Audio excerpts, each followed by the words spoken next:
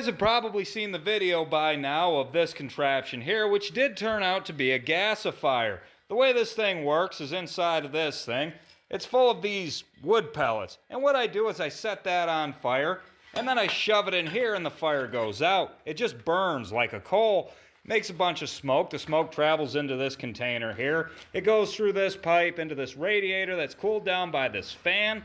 It's drawn through all of this stuff with this mattress inflator that I bought, and it pumps it into the engine right here. Once it's up to the engine, I can shut the inflator off and start the engine, and the engine runs. I had to kick the plug wire off because it went nuts, man, but luckily I was able to kill it. That's good. The engine went AWOL because it's sucking air from someplace I didn't tell it to. Probably through the radiator I pulled out of a scrap bin. It most likely has a hole in it. There's no way it has anything to do with my top tier, world's best, almost divine wells. There's just no way any of that leaked. Devices like these have been around in some form or another since the early 1900s. Old farmers used to have them attached to tractors because they couldn't buy gasoline. And if you like, you can actually buy one of these already built out of stainless steel, but they are quite pricey.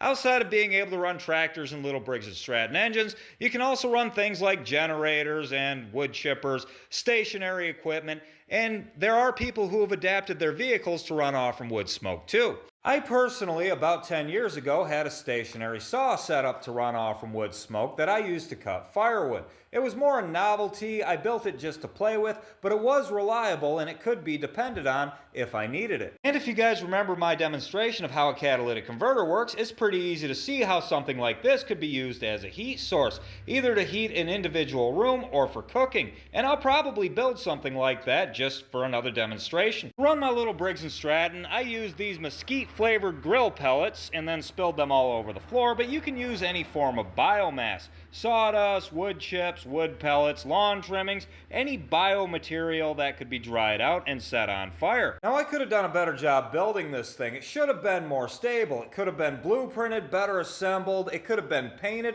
I could have used better suited parts, but it was just a demonstration and I really didn't want people to be intimidated by the endeavor. You do not need to be a professional anything to build one of these things. Matter of fact, it helps not to be. Understanding the concept is really all you need, then it can take whatever form you like. The goal is to make cold smoke without oxygen in it. Then you can use that smoke to run an engine, a cook stove, or even compress it into a gas tank and save it for later. I'm not sure which gases are produced in this process. I've never researched that, but they're all going to be simple carbon gases. I know methane's a big player, so it's not going to be any more dangerous than the hydrocarbons in gasoline. You're still going to want to do this outside because carbon monoxide will be involved. Anytime you're burning something, carbon monoxide is involved. So do this sort of thing outside, never inside, and just protect your lungs. Now this is a working unit, and just by looking at it you can tell this isn't the sort of thing that was built by a world-class engineer. This looks like the sort of thing that anybody can build,